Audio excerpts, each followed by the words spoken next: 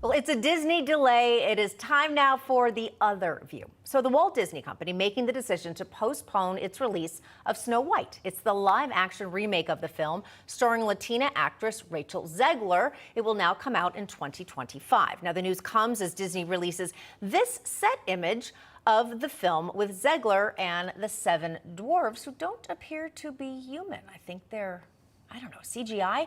It's a far cry from leaked set photos, which initially showed Zegler with a very diverse cast of co-stars called 7 magical creatures and not dwarves. So what's really going on here? Has Disney finally realized that if you go woke, you go broke? Or is it something else entirely? Guess what Disney's saying? They're blaming the delay on the current SAG-AFTRA strike. Joining us now to discuss and figure it all out is our panel, former vice chair for the New Jersey Federation of Republican Women and the host of Money Talk with Melanie, Collette, and the host of Newsline right here on Newsmax, Bianca Della Garza. All right, Bianca, I'll let you weigh in first. There's a lot going on there, but we know that Disney's wokeness hasn't been going very well for their bottom line. Right, so it hasn't. This is my read on it, Kat and Melanie. So you can add this to the list of PR disasters for Snow White. Obviously, the dwarfs aren't dwarfs. They don't want a prince to come rescue them, according to the star Rachel Zegler. So really, if you're going to do a remake, why not just do a re-script on something completely different? But I really do think this is tied into the SAG-AFTRA strike, and I'll tell you why. In August, on the picket line, Rachel Zegler demanded to be paid for every hour that the Disney film is streamed. So if Disney is pushing this film back from a March 2024 release to 2025, that is a huge delay for the industry. I think they're afraid of getting caught up in a lawsuit like we saw with Scarlett Johansson. She sued Disney back in 2021 when she came out with Black Widow, saying the streaming was actually going to cut into her salary, and she won. So I think this is part of maybe the PR disaster with the tone of the movie, but also definitely I think the strike is playing a part. That's a great point, Bianca. So fraught with a lot of issues there, and again, Disney seeming to play it safe at this point as much as they can. And Melanie, all of this is coming as the creators of South Park, the least PC and probably one of the funniest shows out there. They're getting praised for actually ripping Disney over their ongoing woke pandering. I don't know, is that too little too late, or is it like about time someone called them out? I love everything about it. If anybody was going to do it, if anybody could get away with it, it's the guys at South Park.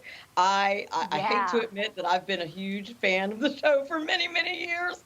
And I remember little kids watching it, and I would tell parents, that is not a little kid's show. They go after everybody in South Park's defense. So, you know, it's about time that they went after Disney. I feel like they've gone after woke culture, several iterations of going through woke culture. So I'm not really all that surprised. Good job, guys. Yeah, I'm with you. But I do want to move on to this one. All right, Bianca, a Georgia restaurant is going viral for charging parents a $50 fee if their kids get out of line. Now, the Toccoa Riverside restaurant reportedly calls it an unable to parent surcharge. What do you think of this, Bianca?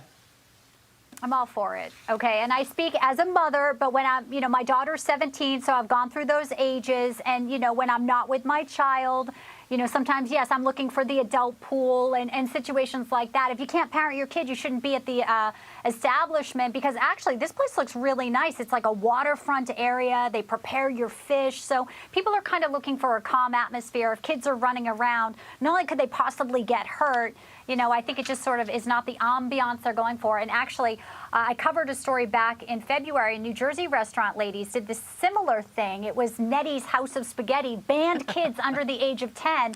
They kind of tried to put it under the guise of, well, there's not a lot of room for high chairs. But what it really was about was the staff was saying the kids were just too messy. So listen, I'm all for having kids at your establishment, but if you can't parent, or if they are making a mess, then yeah.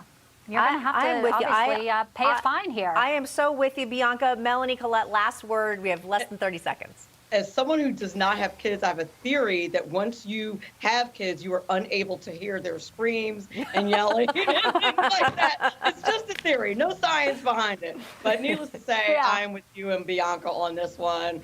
$50 for bad parenting. Yep. I agree. I mean, my parents, when I was young, even if there was a possibility I would have been loud in a restaurant, well, guess what? They didn't go to the restaurant. Not that That's right. complicated. All right, Bianca De La Garza, Melanie, Collette, thank you so much for joining us.